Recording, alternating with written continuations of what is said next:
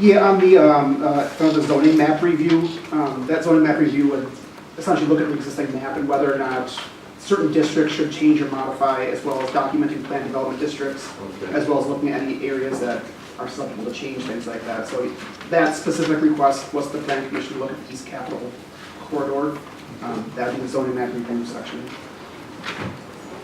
And would that be, but you're recommending the whole zoning map, correct? Yes, we looked at the whole zoning map, but that was one area specifically identified in the discussions. Let's take a second to look at. Trustee Menta?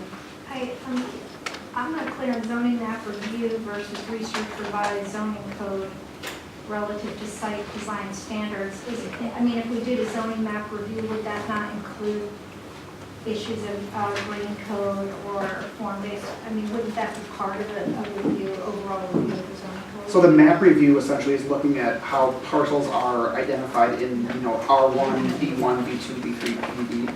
The code review itself would look at elements of form-based code saying, build two-line setbacks, landscaping requirements. So the zoning map review is specific to identifying parcel-based, zoning restrictions. Those restrictions then would be tied to either existing code requirements, or we could improve those as well, add green elements to them, add form-based code, things like that. So they're separate, but they're always tied, obviously, with zoning, it's tied together. But one is the map review, the other one is what the requirements of those districts are. I think you meant number 5, Trustee Menta, I'm not Oh, sure. sorry. But research revised zoning code relative to site design standards, and is that what you're asking about? I'm asking what the difference is between the two zoning. Is there, The zoning map review, when you say, is it about like this parcel is B3, but it should be B2? Correct. Or is it B3 needs to have this change in what we have in B3 with the definition of B3? Correct. The map would be looking at a district and saying, does this still reflect what the community wants for this part of town, B3? And one of the areas they talked about was East Capitol, east of Oakland, was should this be B3 or should this be B something else? So it's specific to changing the map of particular areas potentially. Another one that comes up often is we have a lot of PEDs in Shorewood, and the regulations of those PEDs are not very clear, at least to me, to find them. Some of them are very old. So we're looking at the map and identifying what that particular district agreement states and whether or not it should just be rezoned back to B1 or B2, or whether or not that agreement is clear enough that we understand what is allowed in that particular parcel. Because when it comes into my office and I say it's zone PED, it's 2 weeks worth of research before I can tell you what that agreement says, if I can even find it. So the map review would look at how everything's mapped out and then have the conversation from there with the plan commission. Okay. Does that clarify? And another question? so for the revised sign code, I know later on we talk about design review board, suggestion about residential. I don't know if any of these that you guys have written encompasses putting in more, instead of putting it to design review, but putting in some more design standards within our code to make it much more clear to the public, rather than just sending them with some guidelines to DRB. So I see it says revised sign code, and it also talks about site, on number 5, it says zoning code relative to site design standards. Is that the intent of hopefully commercial and residential site design standards, rather than just simply putting the guidelines? Correct. The number 5 that you're referencing, the site standards, those would be form-based elements potentially, build 2 lines, you shall have this amount of windows, kind of things like that. So that would be design related. In terms of the sign code, that could be both content and design, quantity, placement, things like that. So there's elements of design in both of them, if that answers your question. I'm just wondering, when we get to design review board, if at some point, if they go together, because some of the residential design standards we might want to incorporate in our code. So if we pick one of these, I was just clarifying Correct. whether that could go there. Yes, it Okay. could. Correct. Trustee Meyer. Yeah, this is quite an extensive list, and I assume that most of them are you doing it plus the design review board. How much can you do? Can you do all these? We said, can you do these? I mean, It would take a long time for sure, and that's why I think I identified the revised sign code as one thing that needs to be done. I would also argue conditional use permits probably need to be looked at relatively soon, because those do come to my office quite often. Other things are definitely a wish list that I can push out a year or two, or however the board sees fit, but I'm happy to tackle as much as I can, but it's a very good valid point that there's a lot on there. so is staff going to give us your what your order would be and where, so we don't put them all on? Rebecca's going to do our meeting. Okay, yeah, I'm worried about that. Yes. Trustee Warren? Quick question on historic properties and districts. To be clear, I love the historical nature of Shorewood, but I'm wondering if formalizing historical properties and districts, I wonder if have we taken into account that making it more difficult for residents to renovate or make improvements to their home and thought through that process as well? So usually the goal of a historic property district is to allow for tax credits for people to renovate and get those credits for them. You can still not do historic stuff, you just wouldn't qualify for those particular programs, so it's usually more of a carrot kind of program. The one negative, if you want to call it that, is if it is designated, it does require a lot more attention to other changes. So for example, if you want to demolish a historic property, it's a 60-day review period, things like that. So, but it's usually more of a carrot when it comes to that, but all that stuff could be discussed within whatever program is So adopted. it usually becomes more of an incentive. Correct. Did you have a question? Trustee Becky? The comprehensive plan update and the complete streets policy, is there, do you need to do one before the other or in tandem? Comprehensive plan is going to be required by 2021, I think January 2021. We have to have that updated every 10 years, so that definitely needs to happen. Complete streets could be an element within there for sure, or it could be, it could spring off of it. Something I think I'd like to tackle as well, but once again, that is a big commitment. Did they repeal the smart growth? They have not I thought they yet. did. No, there's been discussions of it, correct? And I'm not, to previous question, I'm not sure if there's a penalty for not having it updated. I know you're required to have it updated every 10 years. I don't know if there's a penalty. You find out. Correct. We have 2 minutes. Additional questions for planning commission or board?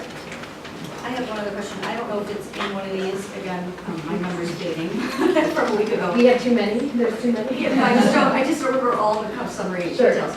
But for clarification, is one of these, we all know our zoning code is completely outdated. Most of them, as they're brought to the board, we don't, we're like, well, so we know we need to update it. Where does that fall?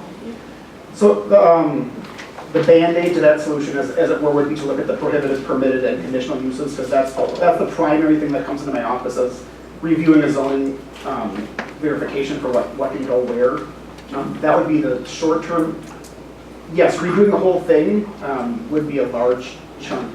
So I was just wondering if, when we get to that point, if we could modify and start with what are all the parts that have to go, and then the recommendation is in 2019 or 20 board, this is the first step.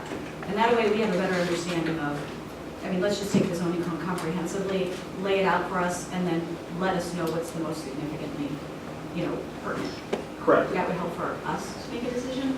And if the board would like it to be more aggressive, I can definitely, think about that. That probably would require a consultant and other things like that, because I don't have the time myself to obviously write the whole thing. But the intent of my submission was these are things that I can probably tackle at the moment, but I agree.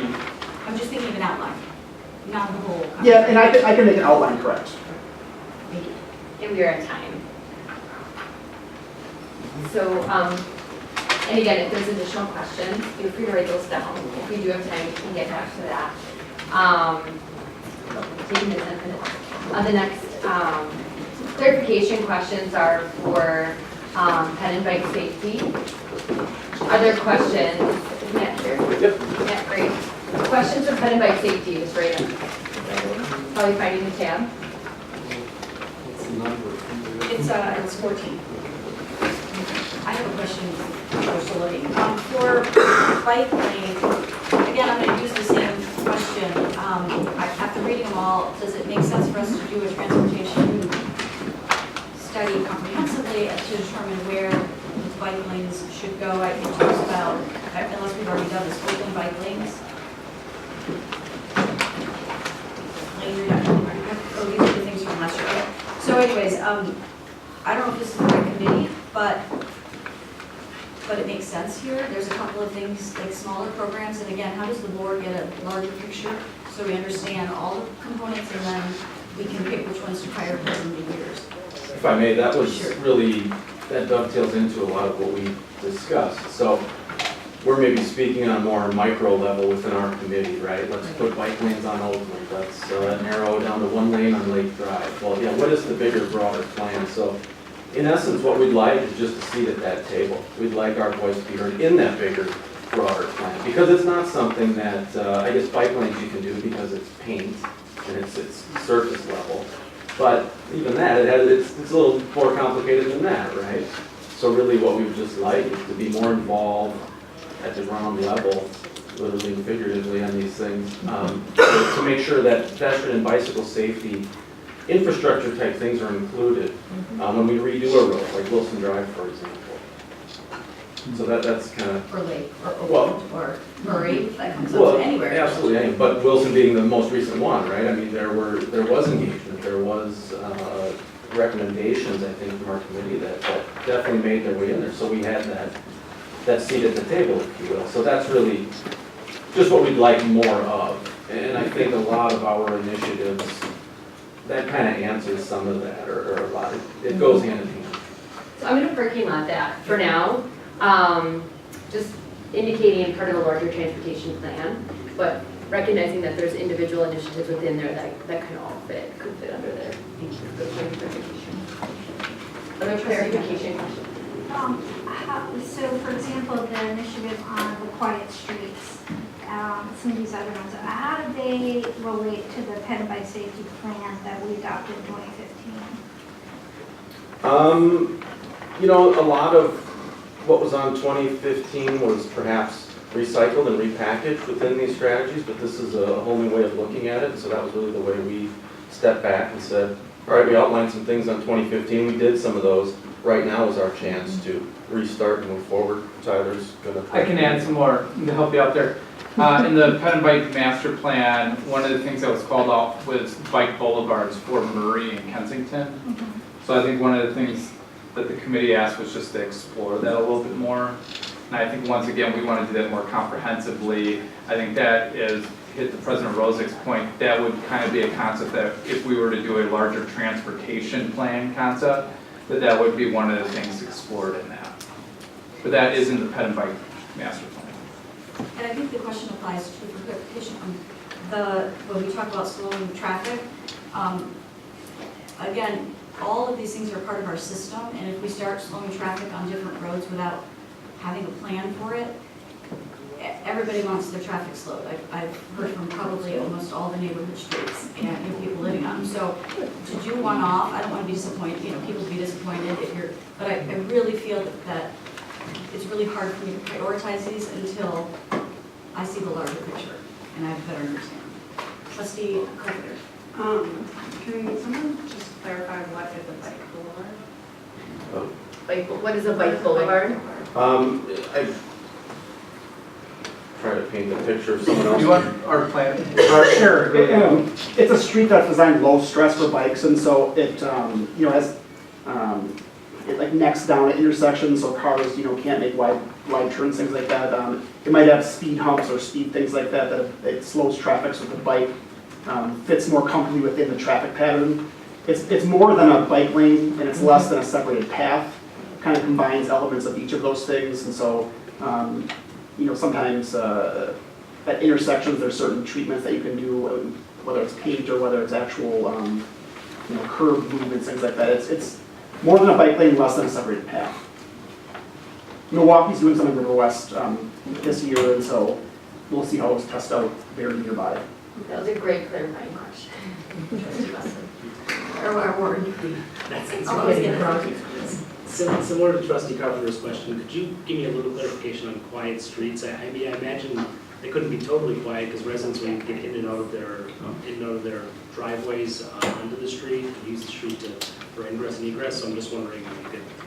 Right, is that something else I had never heard that term before. Tyler had mentioned it to me. I think it essentially is very much like a bike boulevard, where it's a street designed for prioritization of certain users, and so if it's just meant for those type of users, it'd be a narrower street that traffic would choose not to go down for whatever reason. So it's more of a choice than a traffic absolutely cannot. Correct. Yeah, I guess broadly speaking, with just some of those examples that we put out there, that's the we're trying to capture the flavor rather than designate a certain thing. I'm not saying shut down traffic on one road, but it's putting these infrastructure things that would promote perhaps less car traffic, be more friendly to bikes and pedestrians. Which again goes back to President Rose's point. Yes. Right. Stop signs too, I don't see that in here, but if we could just put that on the park lot, it would also be something to look at comprehensively. Stop sign comprehensive approach. But just within the transportation study, or whatever plan looks like. That was certainly in our minds when we talked about the right speed bumps, roundabout, anything to slow the traffic. Thank you. Other questions? Um, This is more of a request for future clarification. There is a number of this transportation would be a larger study if staff could kind of think about what that study might cost. We have ranges on all these items, but what a comprehensive study might cost in the amount of time. And resources, collaborative resources involved. Yeah. We're working on that.